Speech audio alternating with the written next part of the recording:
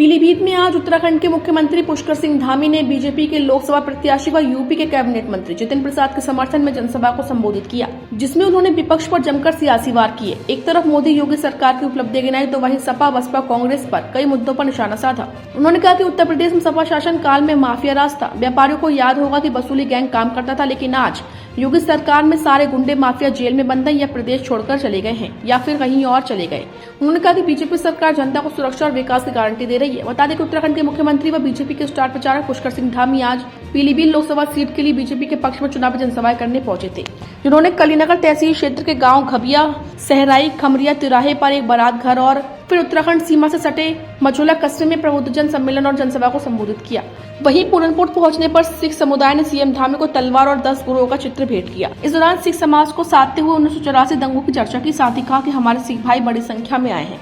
आज हमारे सिख समाज से दूसरे लोग वोट मांगने भी कैसे आ सकते हैं। साथ ही कहा कि हमारे सिख भाई बड़ी संख्या में आए हैं। पहले भाषण में मोदी जी ने कहा कि देश हमारी सरकार गरीबों को समर्पित सरकार होगी, गरीबों के कल्याण के लिए सरकार होगी। तो लोगों ने मजाक उड़ाया था उनके भाषण का।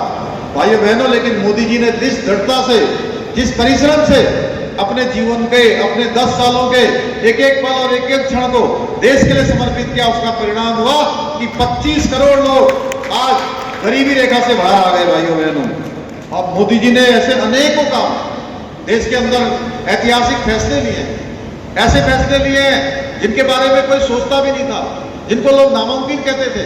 नामुमकिन कहते थे कि देश के अंदर कश्मीर से धारा 370 हटेगी। भाइयों बहनों, एक झटके में देश के अंदर कश्मीर जो है भारत का अभिन्न अंग हो गया और कश्मीर के अंदर भी एक निशान, एक विधान और एक प्रधान की परिपाटी पूरे देश के अंदर लागू हो गई, जो कश्मीर के अंदर लागू नहीं थी।